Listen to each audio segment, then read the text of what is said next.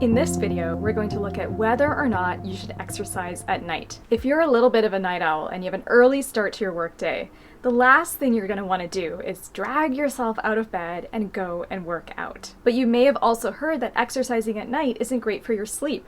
So what are you supposed to do? If you've ever wondered about this, go ahead and subscribe to my channel so that you can keep on learning. I'm Dr. Nishi Bhopal. I'm a physician specializing in integrative psychiatry and sleep medicine. And this channel is all about holistic, science-based ways to improve your sleep and mental health. And before we jump into the video, I'd like to invite you to grab my free holistic sleep guide. The guide is available on my website at intrabalance.com/sleep guide, and the link is also available in the video description. This video is the second in a 3-part series on sleep behaviors. So if you haven't already seen the first part, which is on creating a healthy bedroom for sleep, you can go ahead and check that out after this video. Overall, exercise is really good for sleep. Even a little bit of exercise can help you fall asleep faster, stay asleep longer, and improve your overall sleep quality. Exercise can also help to increase slow-wave deep sleep.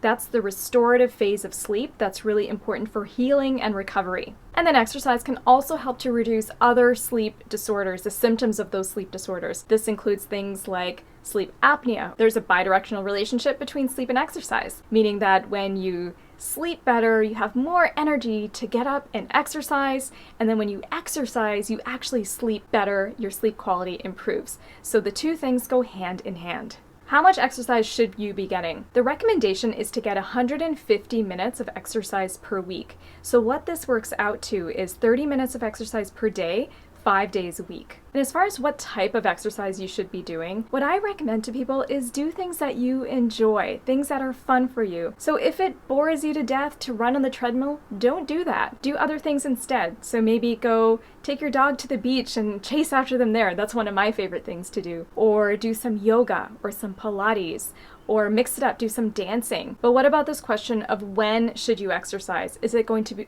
be harmful to your sleep to exercise in the evening? So what happens when you're going to sleep is that your core body temperature goes down, your heart rate starts to slow down, and even your brain waves start to slow down. By contrast, what happens when you exercise is that, of course, your heart rate goes up, your body temperature goes up, and you're in an activated state. So it's been thought for many years that exercising too close to bedtime is going to make it harder for you to sleep. But here's some good news, especially for you night owls out there. There was a systematic review and meta-analysis of 23 studies that was published in 2019 in the journal Sports Medicine.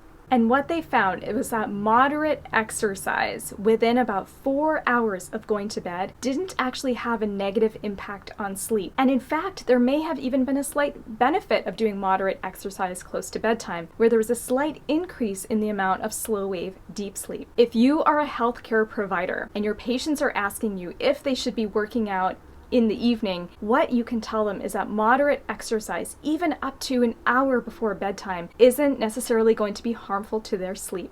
Do you exercise in the evening? Say yes in the comments and let me know. Okay, so we're talking about moderate exercise, but what about vigorous exercise close to bedtime? How does that impact sleep? According to this meta-analysis, vigorous exercise is the only type of exercise that may have a negative impact on your sleep. Now, there was only one study looking at this, so more research is needed to really understand this relationship between sleep and exercise. But what was found in this study was that vigorous exercise within an hour of bedtime made it harder for people to fall asleep, it reduced their total sleep time, and it reduced sleep efficiency. And how do you define vigorous exercise? Vigorous exercise is any type of exercise in which it's hard for you to speak while you're doing the activity. In contrast, moderate exercise is exercise in which you can speak, but you may not be able to sing while doing the activity.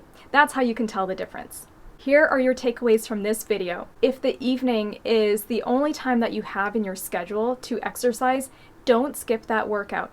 Go ahead and do some moderate exercise, and if it's within 60 to 90 minutes of bedtime, that is probably going to be okay for you. But do avoid any vigorous exercise within an hour of going to bed. Of course, everyone is different. Listen to your body. Pay attention to how exercise and physical activity affects your sleep quality and also how it affects your mood. Experiment with different times, different types of activities, see what works for you and see what doesn't. Self-awareness is the most powerful tool in transformation. If you found this video helpful, go ahead and give me a thumbs up by clicking the like button, and then stay tuned for part 3 in this 3-part series on sleep-related behaviors.